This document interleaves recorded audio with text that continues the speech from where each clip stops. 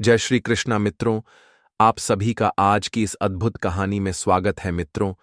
आप सभी के मन में कभी ना कभी यह प्रश्न तो अवश्य उठता होगा कि क्या भाग्य का लिखा कभी नहीं मिटता?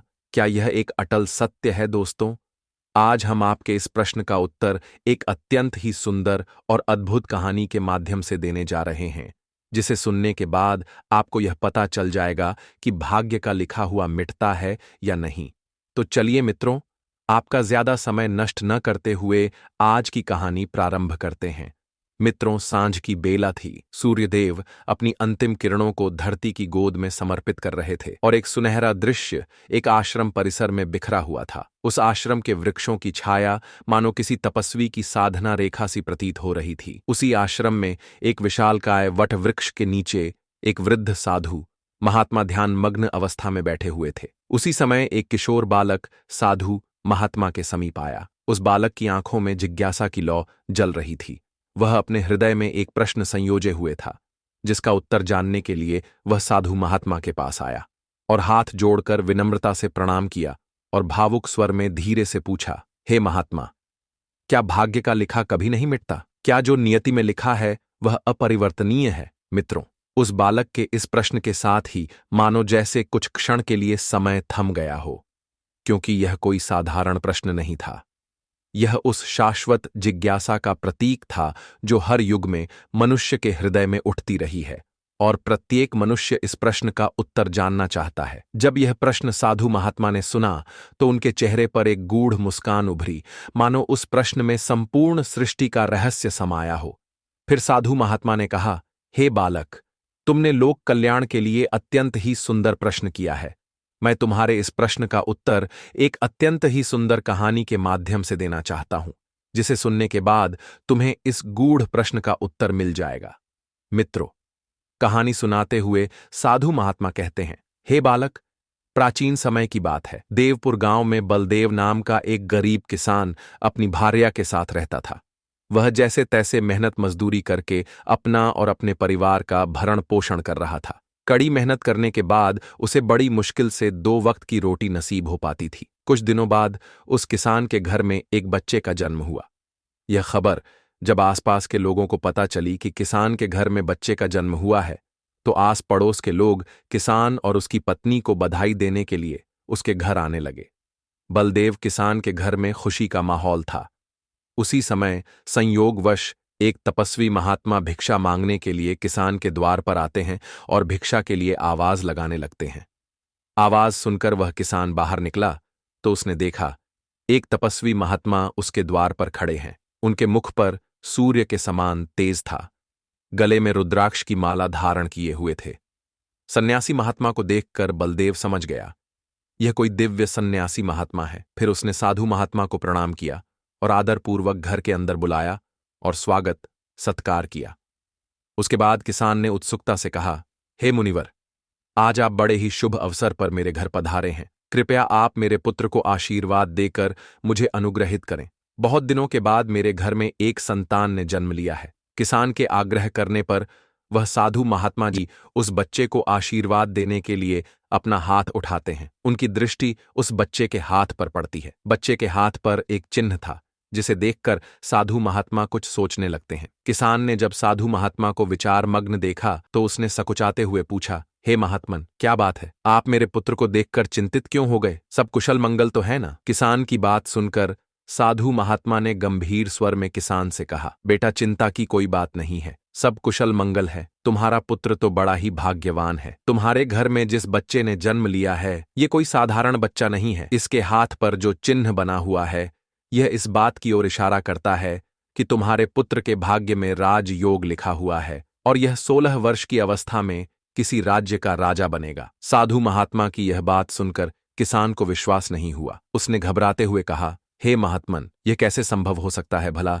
किसी गरीब का पुत्र राजा कैसे बन सकता है? यह बात सुनकर साधु महात्मा ने उस किसान को समझाते हुए कहा, बेटा, जो भाग्य में लिखा है वहीं इसे प्राप्त होगा। इसने अपने पिछले जन्म में जरूर कोई ऐसा पुण्य कर्म किया है जिसके कारण इस जन्म में इस बालक को राजपाठ नसीब होगा। फिर साधु महात्मा ने आगे उस किसान से कहा, हे वत्स, जैसे ही तुम्हारे पुत्र की आयु 16 वर्ष की होगी, उसका विवाह इस राज्य के राजा की पुत्री के साथ हो जाएगा, और विवाह के बाद राजा की धन दौलत और गद्दी पर तुम्हारे पुत्र का अधिकार हो जाएगा। मित्रों, साधु महात्मा की इन बातों को जब किसान और उसकी पत्नी ने सुना तो वह यह सोचकर बहुत प्रसन्न हो जाते हैं कि कोई साधारण पुत्र को जन्म नहीं दिया, बल्कि एक राजा को जन्म दिया है। धीरे धीरे इस बात की खबर नगरवासियों को चलती है कि किसान का बेटा एक दिन इस नगर का राजा बनेगा, तो दूर दूर से लोग उस किसान के पुत्र के दर्शन के लिए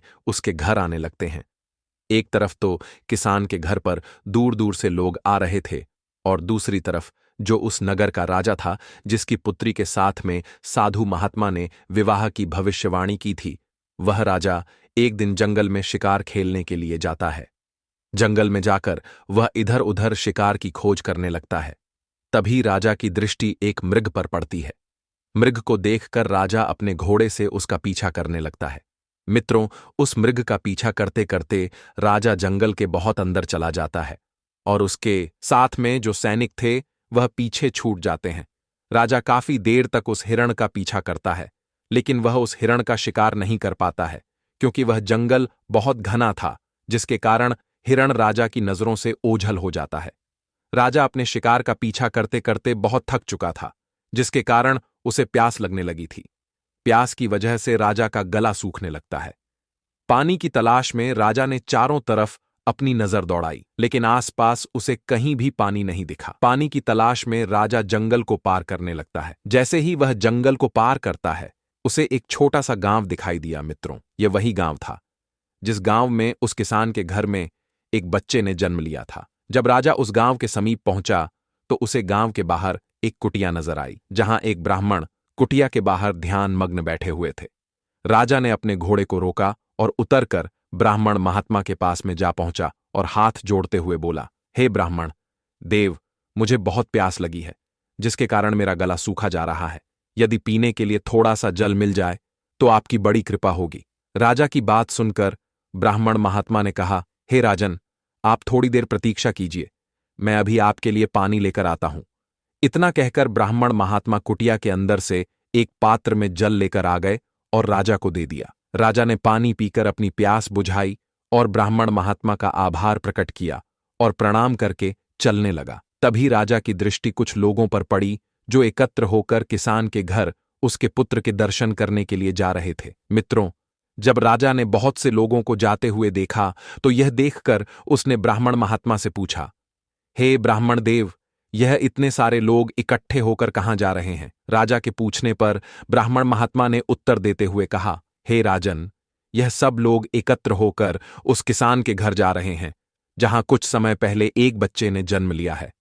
यह सुनकर राजा ने उत्सुकता से पूछा, हे ब्राह्मण देव, उस बच्चे में ऐसी क्या विशेषता है जिसे देखने के लिए इतने लोग एकत्रित होकर जा रहे हैं? इस बात का जवाब देते हुए ब्राह्मण महात्मा ने कहा, हे राजन, उस बच्चे के हाथ पर एक ऐसा अद्भुत निशान बना हुआ है जिसका होना इस बात का संकेत है कि वह इस राज्य का राजा बनेगा।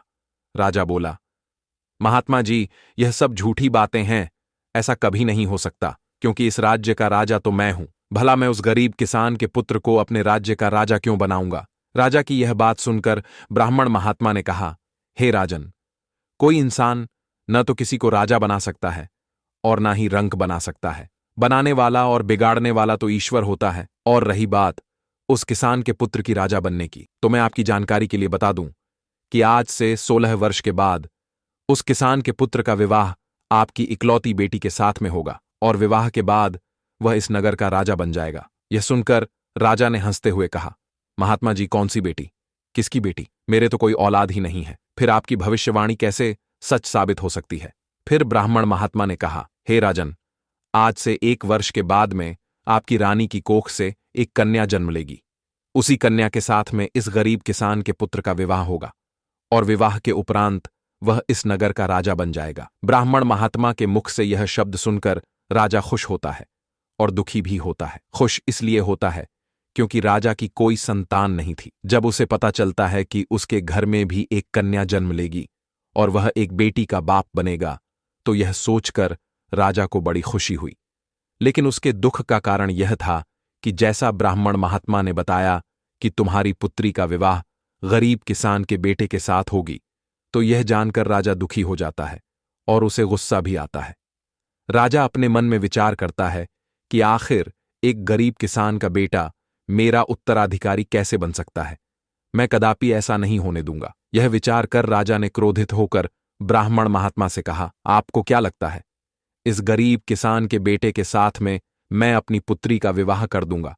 ऐसा कभी नहीं हो सकता। राजा की बात सुनकर ब्राह्मण महात्मा ने बहुत ही विनम्रता से कहा, हे राजन, जो उस बच्चे के भाग्य में लिखा हुआ है उसे कोई नहीं मिटा सकता, स्वयं विधाता भी नहीं मिटा सकते, क्योंकि विधाता का लिखा तो पत्थर की लकीर के समान होता है, कोई उससे छेड़छाड़ नहीं कर सकता। मित्रों, ब्राह्मण महात्मा की ये बात सुनकर राजा को बहुत क्रोध आ गया और उसने अपना क्रोध दिखाते हुए कहा, हे ब्राह्मण, तुझे क्या लगता है मैं अपनी बेटी का विवाह उस गरीब किसान के बेटे से कर दूंगा? ऐसा मैं कभी नहीं होने दूंगा। रही बात विधाता के लिखे की, तो मुझ में इतना सामर्थ्य है कि मैं उस विधाता के लिखे को भी मिटाकर रख दूंगा। मित्रों, राजा के ऐसे मूर्खतापूर्ण शब्द सुनकर ब्राह्मण महात्मा ने मुस्कुराते हुए कहा, हे राजन, मैं भी यही हूं और आप भी यही हो। पहले वह समय आने दो, फिर देखते हैं कि क्या होता है, कौन किस पर भारी पड़ता है। राजा ने कहा, ठीक है महात्मा जी, समय आने दो, फिर आप देखना। इतना कहकर राजा अपने घोड़े पर सवार होकर राजमहल की ओर चल देता है। महल पहुंचकर राजा अपने मन में विचार विमर्श करने लगता है कि ऐसा क्या किया जाए जिससे सांप भी मर जाए और लाठी भी न टूटे। मैं ऐसा क्या करूं कि ऐसी नौबत ही नहीं आए कि मुझे अपनी बेटी का विवाह उस गरीब किसान के बेटे से करना पड़े। मित्रों, पूरी रात राजा इसी बात को सोचते हुए गुजार देता है। अंत में उसके मन में एक उपाय सूझा। अगले दिन सुबह होते ही राजा ने षड्यंत्र रचते हुए अपना वेश बदल लिया और एक ब्राह्मण का वेश धारण कर लिया और उस किसान के गांव में पहुंच जाता है और गांव वालों से पूछता है कि उस किसान का घर कौन सा है जिस घर में कुछ दिन पहले एक बच्चे ने जन्म लिया है। राजा के पूछने पर गांव वालों ने उसे उस गरीब किसान के घर का मार्ग बता दिया। थोड़ी देर में राजा उस किसान के घर पर जा पहुंचा और बाहर से ही आवाज लगाई, क्या कोई घर में है? हमें कुछ दान करो, हम भूखे ब्राह्मण हैं। आवाज सुनकर किसान अपने घर से बाहर आता है और ब्राह्मण को प्रणाम करते हुए बोला, हे महाराज, कहिए, मैं आपकी क्या सेवा कर सकता हूं? तभी उस ब्राह्मण बने राजा ने कहा, हे वत्स, हमें कुछ भी दान दे दो, हम बहुत दूर से चलकर आए हैं। आगे उस ब्राह्मण बने राजा ने कहा, हे वत्स, मुझे ऐसा प्रतीत हो रहा है कि तुम्हारे घर में कोई बच्चा भी है और उसके दाएं हाथ में एक निशान भी है। जब यह बात किसान ने सुनी तो वह आश्चर्यचकित हो गया और सोचने लगा, यह महात्मा तो त्रिकालदर्शी हैं, इन्होंने मेरे पुत्र को देखे बिना ही इतना कुछ बता दिया है।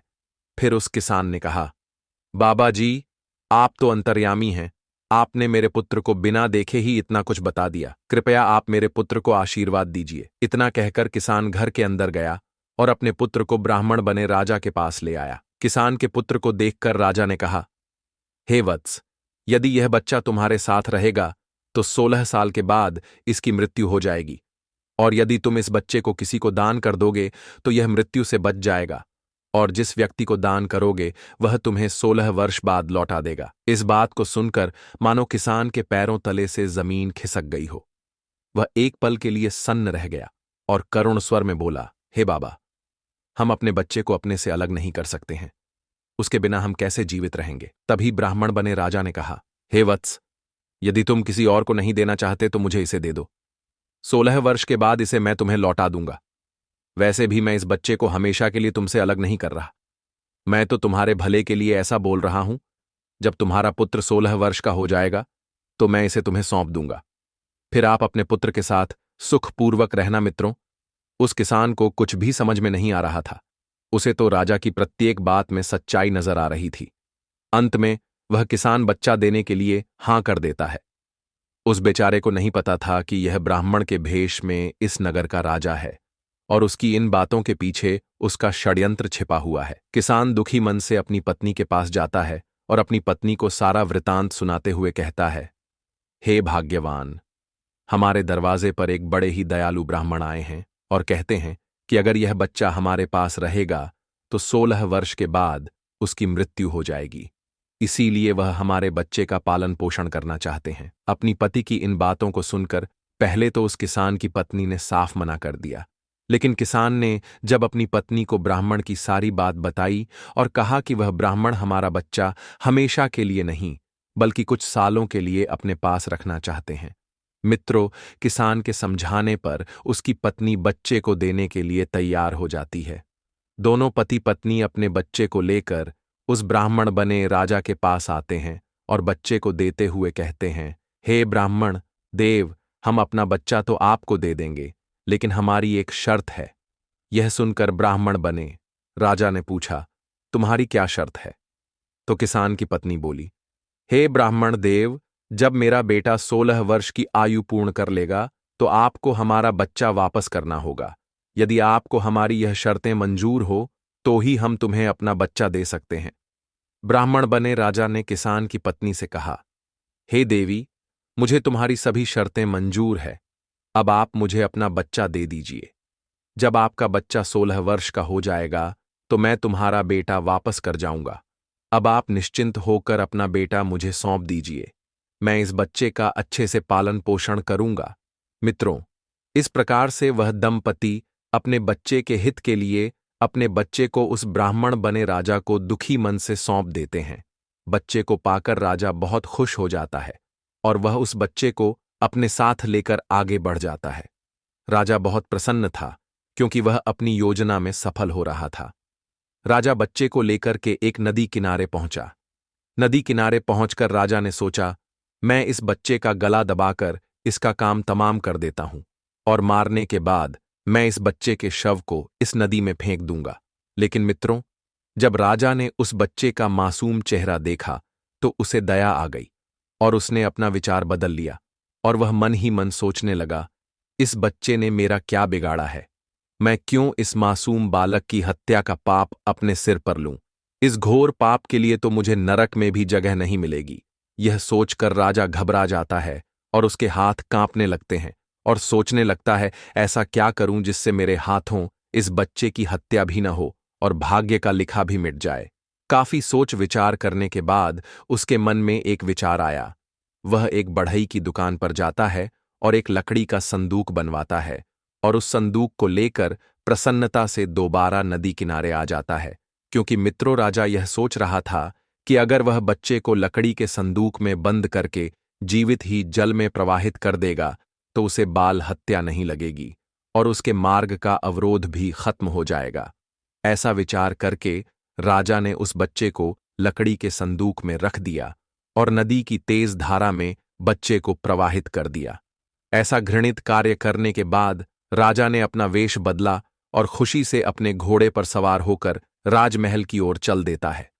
वह रास्ते में बस यही बात सोचकर प्रसन्न हुए जा रहा था कि आज उसने विधाता के लिखे को मिटा दिया, क्योंकि मित्रों, राजा यह सोच रहा था कि जिस संदूक में उसने बच्चे को रखकर प्रवाहित किया है वह समुद्र में चला जाएगा और बच्चे की मृत्यु हो जाएगी, और जब बच्चा ही नहीं रहेगा तो कैसे उसके साथ मेर बेटी का विवाह होगा। यही सोचते सोचते राजा अपने महल में जा पहुंचा और खुश होकर अपने नौकरों को उपहार देने लगा। राजा को इस प्रकार से खुश देखकर किसी को कुछ समझ नहीं आया, परंतु प्रसन्नता का कारण पूछने की हिम्मत किसी के अंदर नहीं हुई। इधर क्या हुआ कि वह लकड़ी का संदूक बहते हुए चंद्रपुर राज्य के किनारे जा पहुंचा। मित्रों, आगे की कहानी सुनाते हुए वृद्ध साधु महात्मा उस किशोर बालक से कहते हैं, हे बालक, वह लकड़ी का संदूक जिस राज्य के किनारे पहुंचा था, उस राज्य का राजा बहुत ही परोपकारी और पुण्यात्मा था। वह अपने सैनिकों के साथ प्रतिदिन सुबह नदी में स्नान करने के लिए आता था। उस दिन जब राजा ब्रह्मदत्त अपने सैनिकों के साथ नदी पर स्नान करने आया तो उसे नदी के जल में बहता हुआ एक लकड़ी का संदूक दिखा। संदूक को देखकर राजा ने अपने सैनिकों को संदूक को नदी से बाहर निकालने का आदेश दिया। राजा के आदेशानुसार सैनिकों ने संदूक को बाहर निकाला। उसके बाद राजा ने संदूक को खोलकर देखा तो उसके अंदर एक छोटा सा बच्चा लेटा हुआ था और मुस्कुरा रहा था। यह देखकर राजा आश्चर्यचकित हो जाता है और उसने तुरंत बच्चे को अपने हाथों से उठा लिया और भगवान का धन्यवाद करते हुए कहने लगा, हे भगवान, आज आपने मेरी बात सुन ली। आपने मुझे इस बच्चे को प्रदान करके मेरी संतान प्राप्ति की इच्छा पूर्ण कर दी। मैं सदैव आपका आभारी रहूंगा। मित्रों, राजा ब्रह्मदत्त उस बच्चे को पाकर इसीलिए प्रसन्न था क्योंकि उसकी कोई संतान नहीं थी। उसके बाद राजा उस बच्चे को अपने साथ लेकर महल में आ जाता है। राजा के हाथ में बच्चे को देखकर रानी भागकर राजा के पास आती है और उत्सुकता से पूछती है, हे स्वामी, यह किसका बच्चा है? रानी के पूछने पर राजा ने सारा घटनाक्रम अपनी पत्नी को बता दिया और कहा, हे प्रिय, ईश्वर ने हमारी प्रार्थना सुन ली और हम निसंतान के घर में यह बच्चा भेजा है। रानी ने हाथ जोड़कर भगवान को धन्यवाद दिया और फिर उस बच्चे को राजा के हाथों से ले लिया। उसके बाद राजा ने बच्चे का नामकरण कराया और उसका नाम दक्ष रखा। दक्ष जब बड़ा हुआ तो उसे गुरुकुल में शिक्षा ग्रहण करने के लिए भेज दिया। कुछ वर्षों बाद गुरुकुल की शिक्षा पूर्ण करके राजकुमार राजमहल में लौट आया और अपने माता पिता के साथ रहने लगा। मित्रों, इस तरह से वह किसान का पुत्र अब एक राजकुमार बन चुका था। राजमहल में रहते हुए राजकुमार दक्ष को पूरे 16 वर्ष बीत गए और वह बच्चा अब बड़ा हो चुका था। एक दिन वह अपने मित्रों के साथ जंगल में शिकार करने गया था। तभी जंगल में उसने किसी के चिल्लाने की आवाज सुनी। आवाज सुनकर राजकुमार दक्ष ने अपने घोड़े को आवाज की दिशा में मोड़ दिया और उस स्थान पर जा पहुंचा। उसने देखा कि एक व्यक्ति घायल अवस्था में पड़ा हुआ था और उसके पास में एक शेर खड़ा हुआ है। राजकुमार दक्ष ने बहादुरी से उस शेर का सामना किया और उसे भगा दिया। मित्रों, जिस राजा की जान राजकुमार दक्ष ने बचाई थी वह वही राजा था जिसने कई वर्ष पहले उसे नदी में बहा दिया था, और जिसने आज राजा की जान बचाई वह वही लड़का था जिसे राजा ने भेष बदलकर किसान से लेकर नदी में बहा दिया था। कुछ देर बाद राजा की नजर राजकुमार दक्ष के हाथ पर पड़ी जिसमें वह अद्भुत निशान बना हुआ था। निशान देखकर राजा समझ गया कि यह वही लड़का है जिसे उसने नदी में बहा दिया था। वह सोचने लगा, यह जीवित कैसे बच गया? फिर राजा ने राजकुमार दक्ष से पूछा, हे बालक, मैं तुम्हारी बहादुरी से बहुत प्रसन्न हुआ। तुम कहाँ रहते हो? तुम्हारे माता पिता का क्या नाम है? राजा के पूछने पर राजकुमार दक्ष ने कहा, हे सज्जन पुरुष, पहले आप अपना परिचय दीजिए, उसके बाद मैं बताऊंगा कि मैं कौन हूं। राजकुमार के पूछने पर राजा ने कहा, हे बालक, मैं तुम्हारे पड़ोसी राज्य का राजा हूं और इस जंगल में शिकार करने के लिए आया था। तभी एक शेर ने मुझ पर आक्रमण कर दिया और मैं घायल होकर जमीन पर गिर गया। फिर राजा ने राजकुमार से पूछा, बालक, अब तुम अपना परिचय दो, तुम कौन हो मित्रों? राजा के पूछने पर राजकुमार ने उत्तर देते हुए कहा, हे राजन, मेरा नाम दक्ष है, मैं चंद्रपुर राज्य का राजकुमार हूं। फिर राजा ने राजकुमार से कहा, हे बालक, हम आपके माता पिता से मिलना चाहते हैं, क्या तुम हमें अपने माता पिता से मिलवाने के लिए अपने साथ ले चलोगे? राजकुमार ने हां में सिर हिलाया और कहा, चलिए महाराज, यह तो हमारा सौभाग्य होगा। इतना कहकर राजकुमार उस राजा को अपने साथ लेकर अपने राज्य की ओर चल देता है। मित्रों, वह राजा इस बात की पुष्टि करने के लिए राजकुमार के साथ जाता है कि यह बच्चा वही है जिसे मैंने नदी में बहाया था या कोई और है। कुछ समय पश्चात राजकुमार उस राजा को लेकर अपने महल में पहुंच जाता है। इधर जब चंद्रपुर के राजा ब्रह्मदत्त ने देखा कि उसके पुत्र के साथ में पड़ोसी राज्य का राजा आ रहा है जो कि घायल अवस्था में था, तो ऐसा दृश्य देखकर राजा चिंतित हो जाता है और सोचने लगता है कि ऐसा क्या हो गया जो दूसरे राज्य का राजा मुझसे मिलने के लिए मेरे महल आ रहा है। मित्रों, जैसे ही वह पड़ोसी राज्य का राजा महल में पहुंचा, चंद्रपुर के राजा ब्रह्मदत्त ने स्वागत करते हुए कहा, आइए राजन, आपका स्वागत है। कहिए, आज किस प्रयोजन से आप राजमहल में पधारे हैं? राजा ब्रह्मदत्त की बात सुनकर पड़ोसी राज्य के राजा ने कहा, हे राजन, मैं आपके घर आपको बधाई देने के लिए आया हूं। राजा की यह बात सुनकर राजा ब्रह्मदत्त ने पूछा, किस बात की बधाई? तभी पड़ोसी राज्य के राजा ने कहा, हे राजन, आपका बेटा बड़ा ही बहादुर है। इसने अपनी बहादुरी दिखाते हुए अपनी जान जोखिम में डालकर मेरे प्राणों की रक्षा की है। राजा ब्रह्मदत्त ने जब अपने पुत्र की प्रशंसा सुनी तो गर्व से उसका है सीना चौड़ा हो गया और बोला, हे राजन, मेरा बेटा तो बचपन से ही बहादुर है और जब से यह हमें मिला है तब से हमारे घर में किसी चीज की कभी कोई कमी नहीं हुई। जैसे ही राजा ने मिला है शब्द सुना, उसने राजा ब्रह्मदत्त से कहा कि आपको मिला है, मतलब? मैं कुछ समझा नहीं, आपके कहने का क्या मतलब है? तभी राजा ब्रह्मदत्त ने अपनी बात को स्पष्ट करते हुए कहा, हे राजन, यह मेरा असली बेटा नहीं है। ये तो मुझे नदी किनारे एक संदूक में मिला था। मित्रों, राजा को जब यह बात पता चली कि यह वही लड़का है जिसे कुछ वर्षों पहले उसने नदी में बहा दिया था, यह बात सुनकर राजा चिंता में पड़ जाता है। फिर कुछ देर सोचने के बाद पड़ोसी राज्य के राजा ने राजा ब्रह्मदत्त से कहा, हे महाराज, मैं आपके पुत्र की बहादुरी का कायल हूं। यदि आप मुझे इजाजत दें तो मैं इसे कुछ दिनों के लिए अपने साथ ले जाना चाहता हूं। तभी राजा ब्रह्मदत्त ने कहा, हे राजन, यह तो बड़ी अच्छी बात है कि मेरे बेटे को आप जैसे राजा के राज्य को नजदीक से देखने का सौभाग्य प्राप्त होगा। आप मेरे बेटे को अपने साथ ले जा सकते हैं। मित्रों, राजा ब्रह्मदत्त की सहमति मिलने के बाद वह राजा अपने साथ राजकुमार को लेकर महल से बाहर निकल आता है। महल से बाहर निकलते ही उस राजा ने एक पत्र लिखा और उसे राजकुमार दक्ष को देते हुए कहा, हे राजकुमार, मैं अभी एक जरूरी काम से दूसरे राज्य को जा रहा हूं। तुम इस पत्र को लेकर मेरे राज्य चले जाओ और इस पत्र को ले जाकर महारानी को पकड़ा देना। पत्र पढ़ते ही वह समझ जाएंगी कि तुम्हें मैंने भेजा है। इतना कहकर राजा ने वह पत्र राजकुमार के हाथों में दे दिया और आगे बढ़ गया। उधर राजकुमार दक्ष उस राजा के राज्य की ओर चल देता है। चलते चलते राजकुमार एक घने जंगल में पहुंचा। जंगल बहुत घना और विशालकाय था, जिसके कारण राजकुमार मार्ग भटक गया और दूसरी दिशा में बढ़ गया। जिस मार्ग पर वह आगे बढ़ रहा था वह रास्ता बहुत दुर्गम था और डाकुओं के अड्डे पर जाता था। चलते चलते कुछ देर बाद वह डाकुओं के अड्डे पर पहुंच गया। वहां पहुंचकर उसकी नजर एक झोपड़ी के ऊपर पड़ी। झोपड़ी को देखकर राजकुमार ने अपने मन में विचार किया कि क्यों ना आज की रात इस झोपड़ी में ही ठहर कर बिताई जाए। यह सोचकर राजकुमार ने झोपड़ी की तरफ अपने कदम बढ़ा दिए। मित्रों, जैसे ही राजकुमार उस झोपड़ी के पास पहुंचकर झोपड़ी के अंदर झांक कर देखा तो अंदर का नजारा देखकर वह हैरान रह गया, क्योंकि झोपड़ी बाहर से टूटी फूटी नजर आ रही थी, लेकिन उसके अंदर नीचे जाने के लिए सीढ़ियां बनी हुई थीं। राजकुमार उन सीढ़ियों से उतरकर नीचे जाने लगा। सीढ़ियों से उतरने के बाद उसने देखा कि उसके सामने एक भव्य महल था। वह उस महल के अंदर जैसे ही प्रवेश करता है उसे एक बूढ़ी महिला दिखी जो खाना बना रही थी। जब उस बुढ़िया की नजर राजकुमार पर पड़ी तो उसने राजकुमार से पूछा, बेटा, तुम कौन हो, कहां से आए हो और बिना इजाजत तुम अंदर कैसे प्रवेश कर गए? उस बूढ़ी औरत के पूछने पर राजकुमार ने सारा घटनाक्रम उस बुढ़िया को बताया और कहा, मैया, मैं मार्ग भटक गया हूं, जिसकी वजह से मैं यहां आ गया। यदि आप मुझे एक रात ठहरने की इजाजत दे दे तो आपकी बड़ी कृपा होगी।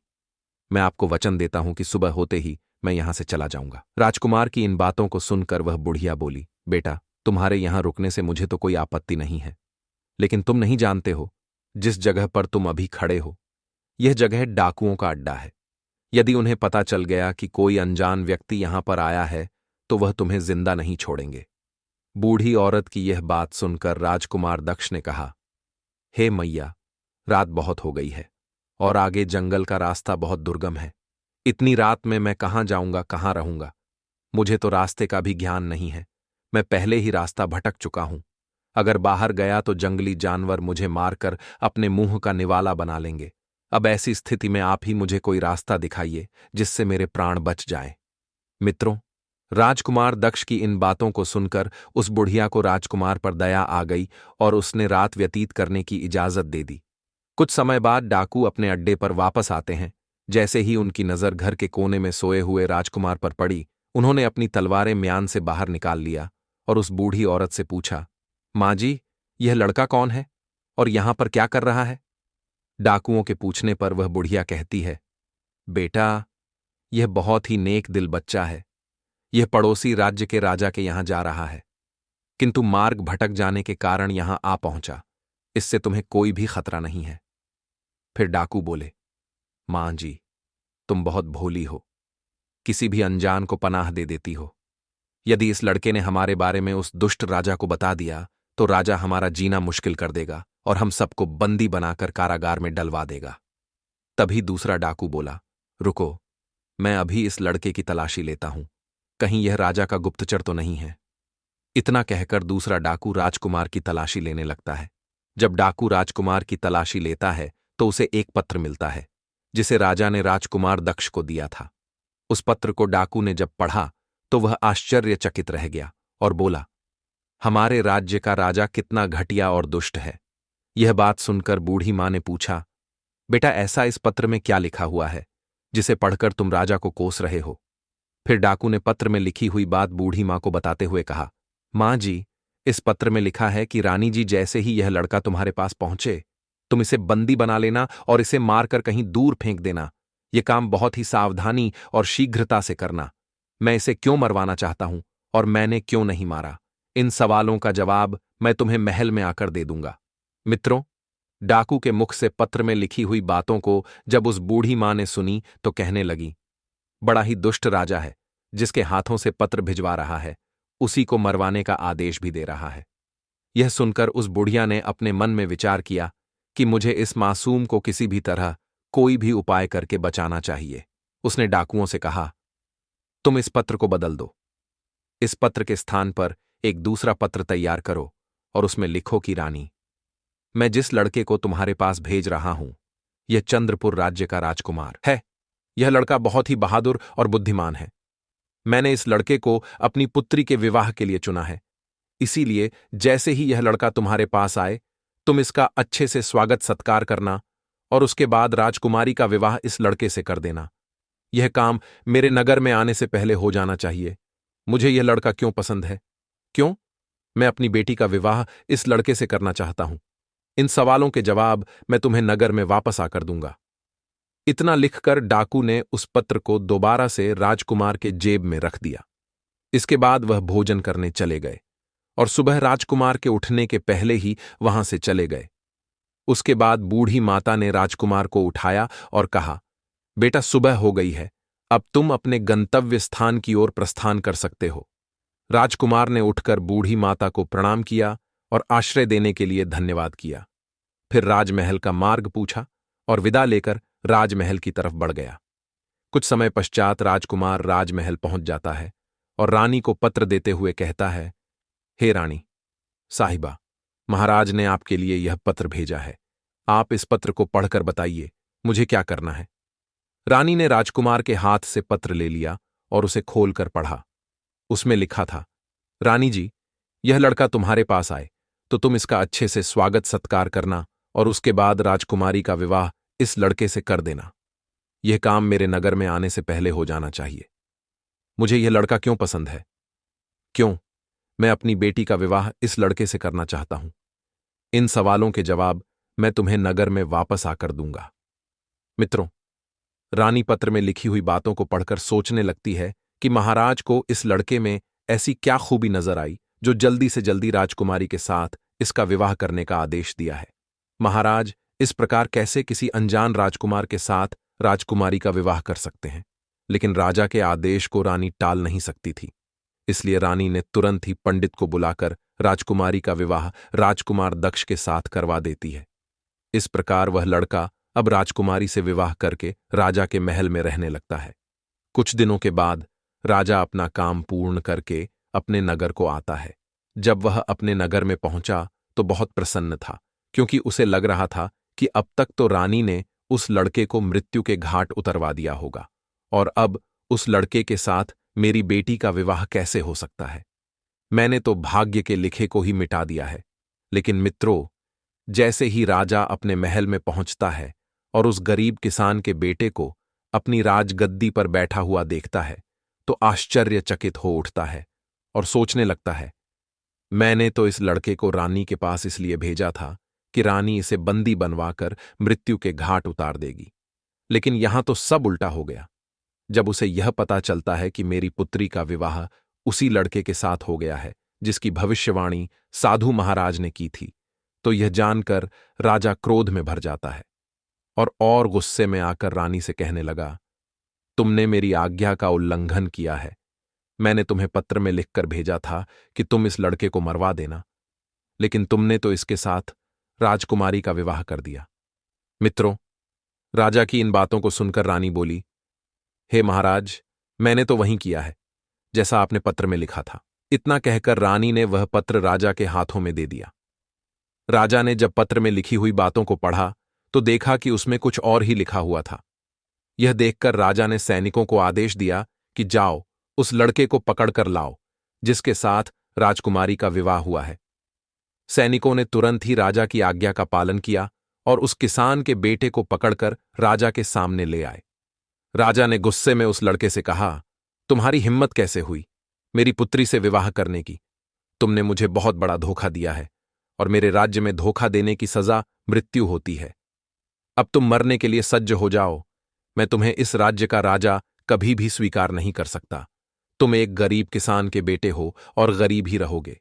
मैं भी देखता हूं कि तुम किस प्रकार इस राज्य के राजा बनते हो। मित्रों, राजा की इन बातों को सुनकर राजकुमार दक्ष, जो कि वास्तव में उस किसान का लड़का था, उसने निर्भय होकर कहा, महाराज, आप कैसी बातें कर रहे हैं? मैंने तो आपको कोई धोखा नहीं दिया है और आप बार बार किस किसान की बात कर रहे हो? आपको तो पता है कि मैं किसी किसान का बेटा नहीं हूं। मैं तो चंद्रपुर राज्य के राजा ब्रह्मदत्त का पुत्र राजकुमार दक्ष हूं। उस लड़के की बात सुनकर राजा ने कहा, तुम मुझे अपनी बातों में उलझाकर मूर्ख बनाना चाहते हो, लेकिन अब मैं तुम्हारी किसी बात में नहीं आऊंगा। आज का दिन तुम्हारे जीवन का अंतिम दिन साबित होगा। इतना कहकर राजा म्यान से तलवार निकाल लेता है। राजा के हाथ में तलवार देखकर राजकुमारी अपने पिता के सामने आकर खड़ी हो जाती है और कहती है, पिताश्री, आप जिसे मारने जा रहे हैं वह अब मेरे पति हैं। उन्हें मारने से पहले आपको मुझे मारना होगा। इधर राजमहल के अंदर यह सब कुछ चल रहा था कि तभी एक सैनिक राजा के पास आता है और आकर राजा से कहता है, हे महाराज, द्वार पर एक सन्यासी महात्मा खड़े हुए हैं। उनके मुख पर सूर्य के समान दिव्य तेज है और गले में रुद्राक्ष की माला धारण किए हुए हैं और वह आपसे इसी क्षण मिलना चाहते हैं। राजा ने सैनिक से कहा, ठीक है, जाओ, सम्मान सहित महात्मा जी को अंदर ले आओ। आदेश मिलते ही सैनिक सन्यासी महात्मा के पास जाता है और उन्हें अपने साथ दरबार में ले आता है। मित्रों, राजा ने महात्मा जी को प्रणाम किया और उनके आने का प्रयोजन पूछा। तभी महात्मा जी ने कहा, हे राजन, आपने मुझे पहचाना नहीं। जब राजा ने कहा, आप कौन हो और मुझसे क्यों मिलना चाहते हो, तो सन्यासी महात्मा ने बड़ी ही विनम्रता के साथ मुस्कुराते हुए जवाब दिया, राजन, मैं वही महात्मा हूं जिससे आप 16 वर्ष पूर्व मिले थे और मैंने आपको बताया था कि आज से 16 वर्ष के बाद में आपकी पुत्री का विवाह इस गरीब किसान के बेटे से होगा। लेकिन आपने कहा था कि मैं राजा हूं, मैं भाग्य का लिखा मिटा सकता हूं। फिर आगे सन्यासी महात्मा ने कहा, हे राजन, जो मनुष्य के भाग्य में लिखा होता है वहीं होकर रहता है। सन्यासी महात्मा की यह बात सुनकर राजा को अपनी गलती पर बहुत पश्चाताप होता है और वह हाथ जोड़कर कहता है, हे महात्मन, मुझे क्षमा कर दीजिए।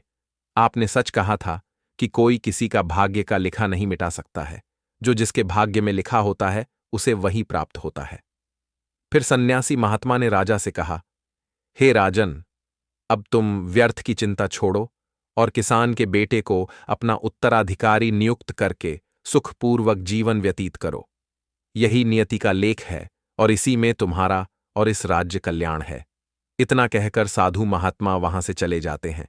उसके बाद राजा ने उस किसान के बेटे को अपना उत्तराधिकारी नियुक्त कर दिया और स्वयं जंगल में तपस्या करने के लिए चला जाता है।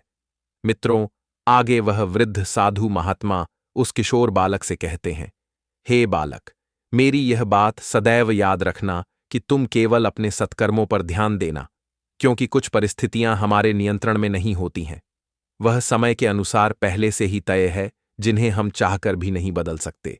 इसलिए सदैव सत्कर्म करना और भगवान का ध्यान करना, इसी से मानव का कल्याण हो सकता है। प्रिय मित्रों, इस प्रकार से आज की यह ज्ञान से परिपूर्ण कहानी समाप्त हुई। आशा करते हैं आपको यह कहानी पसंद आई होगी। आपको कहानी पसंद आई हो तो एक बार जय श्री कृष्ण जय भोलेनाथ अवश्य लिखे। प्रिय मित्रों, वीडियो देखने के लिए आप सभी का बहुत बहुत धन्यवाद।